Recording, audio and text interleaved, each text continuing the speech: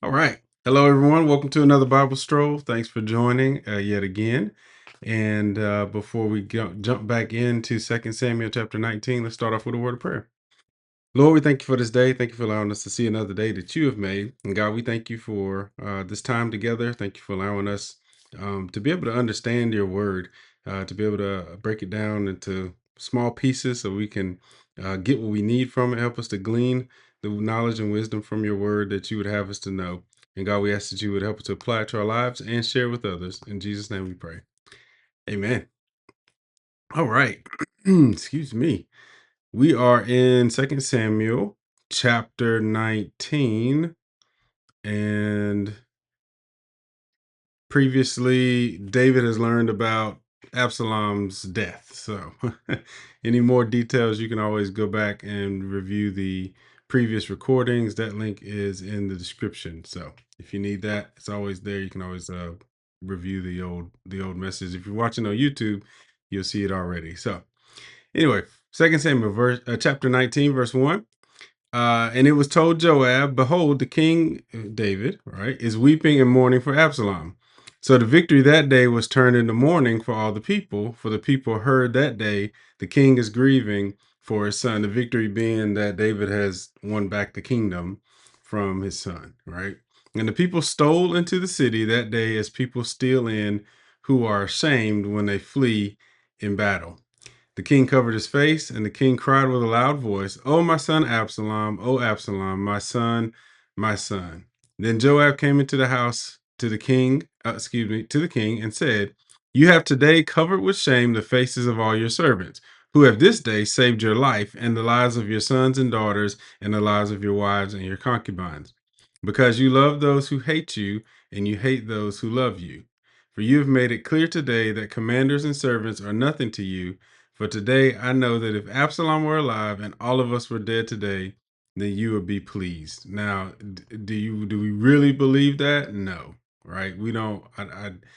Having seen David's character, do we really believe that statement? I don't believe so, right? But here's the other thing: I believe that David's heart is for his son, even though his son did a lot of bad things to him. We talked about that before. I don't see anything wrong with that, right? And so it kind of gives you an idea of what Joab's thinking, that he can't let the king grieve for his son. That's a problem when he's still his son, no matter what he did. I mean, anyone who has children, it doesn't matter what your child does; it's still your child, right? And so Absalom was still David's son, and so he deserved some time to grieve. And Joab, I believe, is out of pocket for this analysis. Um, but I do want you to look at this. Joab does have the freedom to tell David when he doesn't agree with him. And I think this is a great leadership aside segue, because if you're a leader and nobody can tell you that you're wrong or disagree with you, like in this instance, I don't think David was wrong, but Joab was free to disagree with him. If you're a leader and nobody can disagree with you, then that's a problem, because it says in the multitude of counsel there's what? Safety. Right. So if the only counsel you get is go ahead, you'll be victorious, then that may not be the word of the Lord, right? The contrarian view actually may help you. So anyhow, those who are leadership who might be watching me, just keep that in mind. All right. So David lets him. He lets him talk. And I'm sure David doesn't agree, but whatever. Right. Now, verse 7. Now therefore arise, go out and speak kindly to your servants. For I swear by the Lord, if you do not go, not a man will stay with you this night. And this will be worse for you than all the evil that has come upon you from your youth until now. Then the king arose and took his seat in the gate, and the people were all told, "Behold, the king is sitting in the gate," and all the people came before the king. So that just, like I said, I'm connecting the dots, because Joab disagreed with David, and David took Joab's advice. Now, he may not have agreed with Joab's assertion that if all of them were dead and his son were alive, that he'd be happy, right? But he did agree, obviously, with Joab saying, "Hey, you do need to go talk to the people, right? You can't just sit in the room and be in mourning right now. Right now is not the time to sit in the room and be in mourning. uh, it's time to talk to the people. And so, guess what David does? He goes and talks and sits in the gate, right? And all the people came. All right, verse 9. For 2 Samuel 19, verse 9. Now Israel had fled every man to his own home. And all the people were arguing throughout all the tribes of Israel, saying, the king delivered us from the hand of our enemies and saved us from the hand of the Philistines. And now he has fled out of the land from Absalom. So he's talking about they're talking about all the great things that David has done in the past. That the Philistines, they got to be thinking about he killed Goliath, right? And the greatest of the Philistines, and then they killed a lot of other Philistines and all the other enemies that were around him, and David, kicked butt and took names, and now he's fleeing from his son. And that kind of reminds me of Elisha, excuse me. No, Elijah, yeah. When he flees from the queen, right? He does all these miraculous things and then he flees. So it the they're not directly paralleled, obviously, but it just reminds me of that. Just because you are great and you do a lot of great works in God does not mean you don't have something that you have to deal with, right? And so I think the Bible is one of the greatest examples of not sugarcoating stuff, right? As the Gen Zers might say, the Bible has no chill. Okay, so and I love that, because if it were a made up book, it would probably sugarcoat a lot of stuff, but it doesn't. It just lays it out bare. Here's these broken men and women who are finding their way, and they're some of them do the right thing, some of them do the wrong thing, um, and we see God there in the mix, waiting for whoever comes to him, right, and to help them. So at any rate, all right. So, do. But Absalom, verse 10, but Absalom is still the people talking, whom we anointed over us is dead in battle. Now, therefore, why do you say nothing about bringing the king back? And King David sent this message to Zadok and Abiathar the priest. Say to the elders of Judah, why should you be the last to bring the king back to his house when the word of all Israel has come to the king? You are my brothers. You are my bone and my flesh. Why then should you be the last to bring back the king? All right. So he's saying basically, because he is a part of the tribe of Judah, right, that he should be, you should definitely be bringing back the king, right? There's no reason. That's what the bone, and you are my bone and my flesh, right? We're the same tribe. So there's no reason why you should be bringing me back, right? All right, verse 13. And say to Amasa, are you not my bone and my flesh? God do so to me and more also, if you are not commander of my army from now on in place of Joab. So remember, Amasa was David's nephew. Joab is as well. But he wants to put Amasa as his bone and flesh in place of Joab as the commander, because that is he's a Judite. So therefore, that would hopefully sway the Judite leadership and hopefully unite the army, right? So this is some political thinking, and so we see here David not only he's a lot of things, but he also is smart. Okay, so he's trying to unite everyone, and hopefully this will be one of the things that does it. All right. Verse 14, look what he says. And he swayed the heart of all the men of Judah as one man, so that they sent word to the king, return both you and all your servants. So his plan worked. So the king came back to the Jordan, and Judah came to Gilgal to meet the king and to bring the king over the Jordan. All right. Verse 16. And Shimei, the son of Gera, the Benjaminite from Bahurim, hurried to come down with the men of Judah to meet King David. All right. So Shimei is, remember, that's the guy who was cursing David on the way when he was fleeing. Remember him? Right. And he was throwing stones and all that other stuff. Right.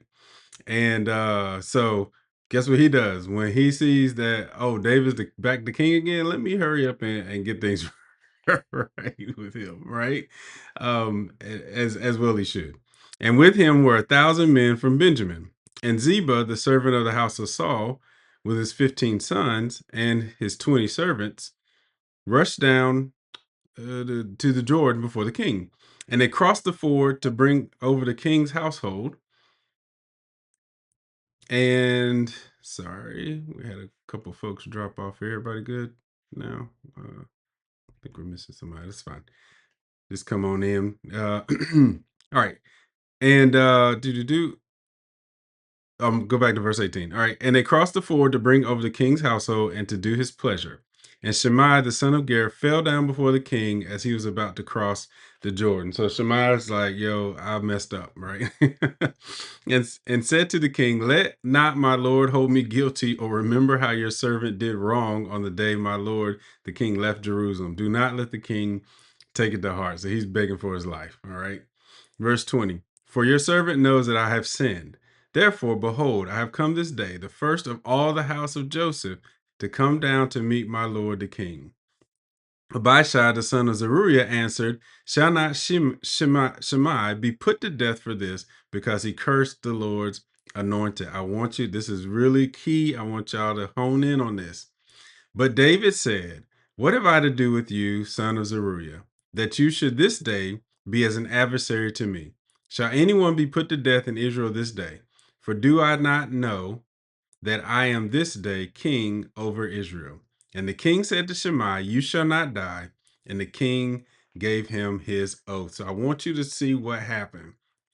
Shimei did probably the worst thing you could ever do to a king. I mean, okay, maybe not the absolute worst, but a really one of the worst things, which is to not only put curses on him, but to throw rocks at him, right?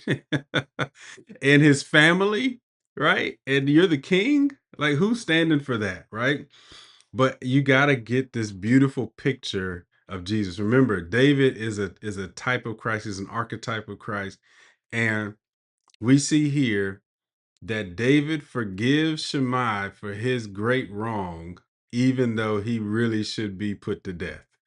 And who else does that remind you of? Right? Jesus does the exact same thing. He's on the cross and he says, Father, forgive them, for they don't know what they're doing. So as he is being tortured, his heart is still for reconciliation and forgiveness for people for sins, right? Remember, Shemaiah says, I have sinned, right? And I did, but please don't kill me, right? I know that I deserve it. I deserve to die, but please don't. And isn't that a picture of how we are as when we come to Christ? We come to Christ and we say, hey, I deserve death. I should be dead. I should be penalized for my sin, but your righteousness, I want to take your righteousness if you'll take my sin. And that's what the Bible calls a propitiation for our sin. It's a swap. And so we swap, we give Christ our sin, we take on his righteousness. And then when God is looking at us, he sees Christ's righteousness. He no longer sees our sin, right? And so here we see David is performing this type of forgiveness that we see later on. And so, like I said, and I've said it before, this thread goes through the Bible all the way through, all the way from the beginning when Adam sinned with his wife, and and God made them skins to cover themselves, right? That that beauty, that grace, that mercy. He didn't kill them, right? He let them live. He made provisions for them, right? Even though they couldn't stay in the fullness of what he wanted for them, he still made provisions for them, even in their sin. And we see that continue all the way through, right? Even to today, to 2026. All right. So so the David says he's not gonna kill Shemai, right? And I'm sure everybody's like, whoa, really? The dude just throw rocks at you? Okay. Now it gets even better. All right, verse 24. And Mephibosheth, the son of Saul, came down to meet the king. He had neither taken care of his feet, nor trimmed his beard, nor washed his clothes. from the day the king departed until the day he came back in safely. And when he came to Jerusalem to meet the king said to him, "Why did you not go with me, Mephibosheth?" And he answered, "My lord, O king, my servant deceived me. For your servant said to him, I will saddle a donkey for myself that I may ride on it and go with the king, for your servant is lame. Has slandered your servant to my lord the king, but my lord the king is like the angel of God. Do therefore what seems good to you." Now you got to remember that this may not make a lot of sense unless you remember that Mephibosheth did not go because he said, um, remember Ziba said to the king when David asked Ziba, "Where is Mephibosheth?" Ziba said, "Behold," this is in 2 Samuel 16:3, right? He says, "Behold, he remains in Jerusalem, for he said, Today the house of Israel will give me back the kingdom of my father." So now we see, okay, somebody lying, all right? Either Ziba's lying or Mephibosheth is lying, right? And remember, Mephibosheth had been given a lot of latitude, a lot of good things from David. So it seemed really odd that Mephibosheth would be like, "Well, I'm gonna get the kingdom back," right? Well, he already had everything that a king would need, right? Other than the kingdom. Um, and so we see that he has a disagreement with what Ziba is saying. Ziba said, Mephibosheth said, "I'm gonna stay to get the kingdom back." Mephibosheth was like, "Man, Ziba tricked me."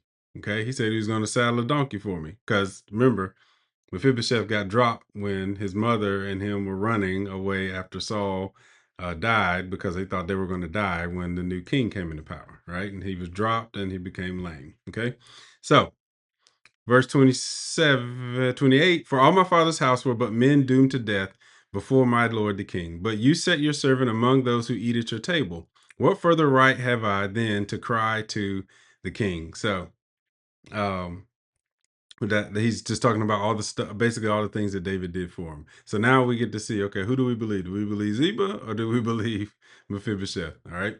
And the king said to him, "Why speak any more of your affairs? I have decided. You and Ziba shall divide the land."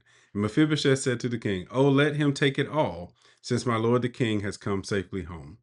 So Mephibosheth is like, "Hey, remember, he so here's the thing. Verse 2 Samuel verse chapter 16 verse 4. All right. Remember, the king gave Ziba everything that was Mephibosheth's based on what Ziba told David. Right. He told David he was staying in Jerusalem to get the kingdom back, basically. So David says in 2 Samuel 16 verse 4, he says, "Behold, all that belonged to Mephibosheth is now yours." And Ziba said, I pay homage. Let me ever find favor in your sight, my lord the king." Right.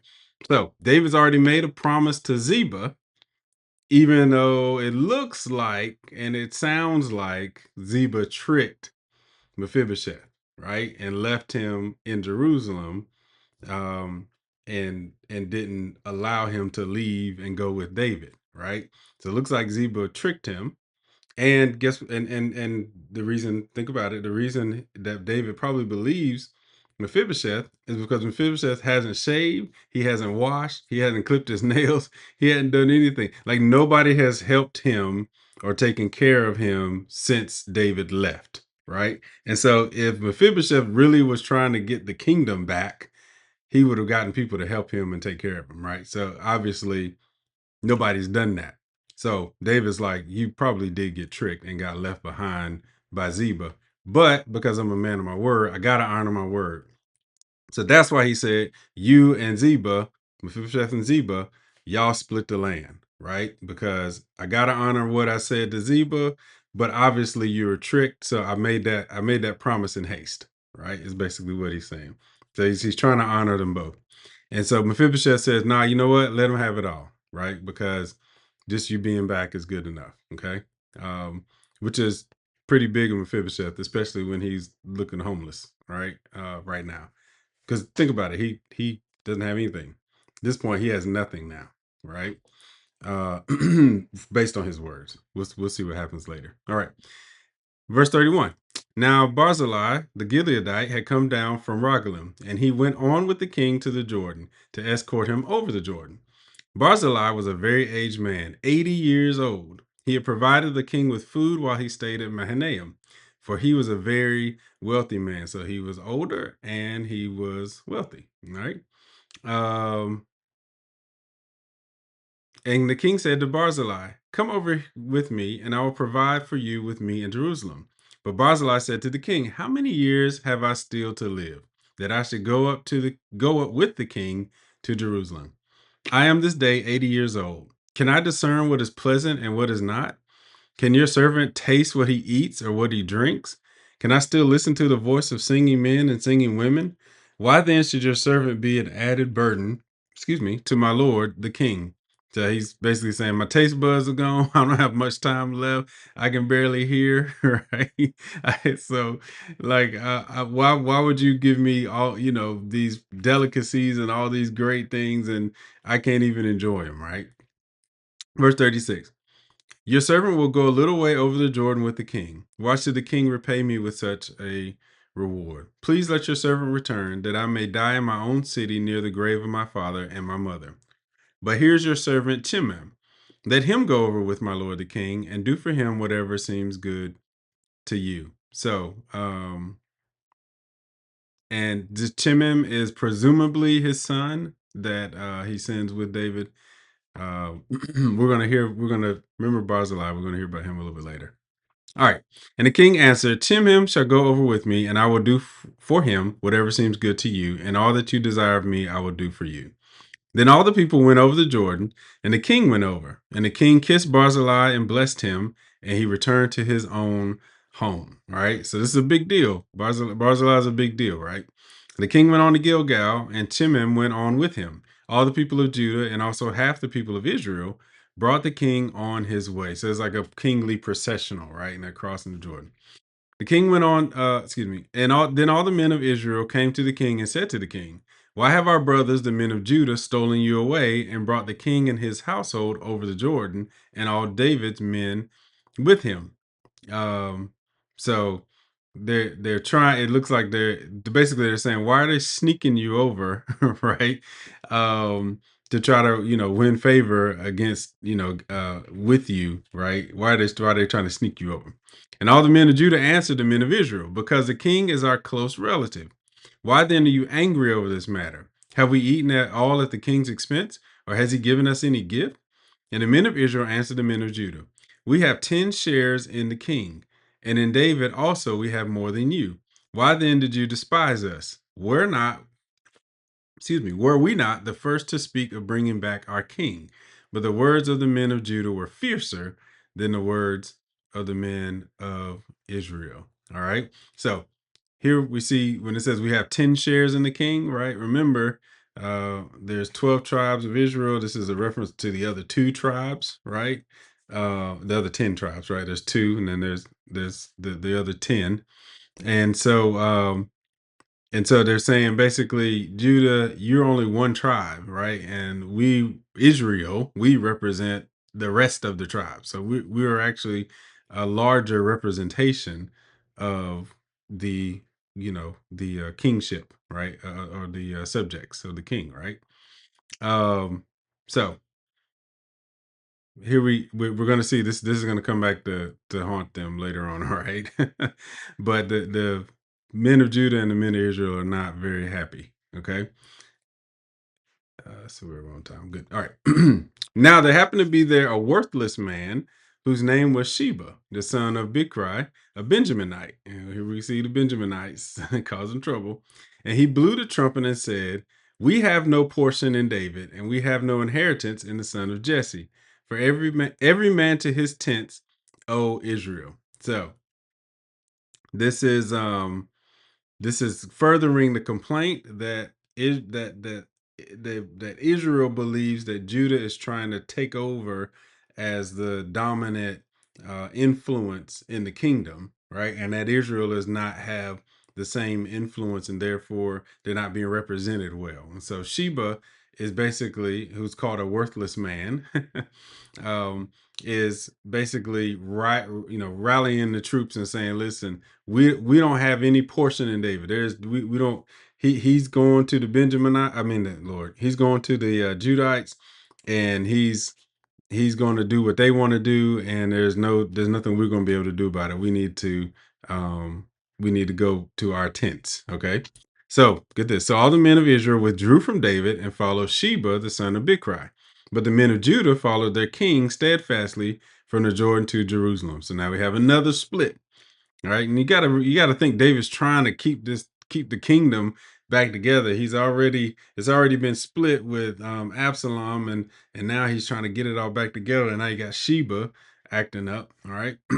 So verse 3. And David came to his house at Jerusalem, and the king took the 10 concubines whom he had left to care for the house, and put them in a house under guard, and provided for them, but did not go into them. So they were shut up until the day of their death, living as if in widowhood. So basically, his son had defiled these women, and unfortunately, he was not going to um, be intimate with them, but he did provide for them and kept them under guard, meaning that nobody else could try to do anything to them, right? Nobody could try to take them like Absalom had done.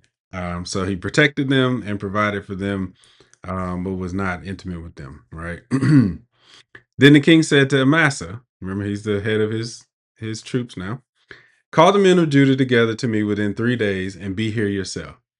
So Amasa went to summon Judah, but he delayed beyond the set time that had been appointed him. And David said to Abishai, now Sheba the son of Bichri will do us more harm than Absalom. Take your Lord's servants and pursue him, lest he get himself to fortified cities and escape from us.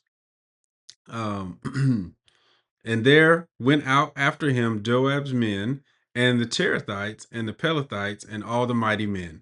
They went out from Jerusalem to pursue Sheba, the son of Bichri. So now David's like, all right, never, not making the same mistake twice.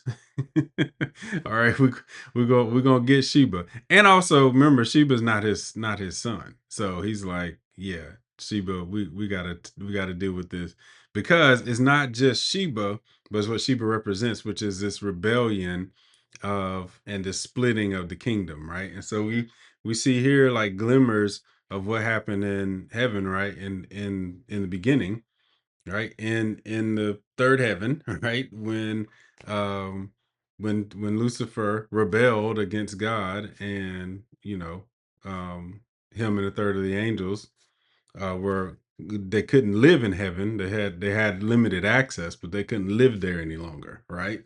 And so we see here David's the same way. This rebellion can't stand. I can't let this rebellion stand, right? So, and just like with Lucifer, there will be an end to him, right? So, just like with Sheba. So, all right. Doo-doo-doo. Verse 8. When they were at the great stone that is in Gibeon, Amasa came to meet them. Now Joab was wearing a soldier's garment, and over it was a belt with a sword in its sheath fastened on his thigh. And as he went forward, it fell out. And Joab said to Amasa, is it well with you, my brother? And Joab took Amasa by the beard with his right hand to kiss him. But Amasa did not observe the sword that was in Joab's hand. So Joab struck him with it in the stomach and spilled his entrails to the ground without striking a second blow, and he died. Then Joab and Abishai, his brother, pursued Sheba, the son of Bichri. So remember, I told you Joab is a little bit wild, right? So Joab's like, nah, Amasa, I'm not letting you be over the army, right? I'm going to take this into my own hands. And so Joab killed him. Remember Joab is also the one who said, "Hey man, why should we let Absalom live?" And so he was the one who was trying to get a servant to kill Absalom. Remember, and he said, "I offer you a reward." So you see, Joab is contrary, even though he's his nephew, even though he's David's nephew, he's still contrary. So Joab is not the greatest person to be in this leadership position. However, he's there, right? And so even when David tried to get him out, he killed his replacement. So anyway, all right. All right, so I'm gonna start right there in 2 Samuel 20, verse 10. Hopefully you got something out of that. We got some pictures of Jesus in there and a whole bunch of other stuff. I will tell you, if you go back and reread it and look at some of the older messages and kind of see how this thread goes through, a lot of this stuff will make a lot more sense, right? Hopefully. And then if you have any questions, great segue, you can always drop them in the chat. You can or put them in the or put a comment under the post. I love to see those and love to answer those. And if you're on YouTube, please like and subscribe this. I really appreciate that. That's it for now. Till next time, look forward to seeing you on another Bible stroll. Love y'all. Take care and be blessed.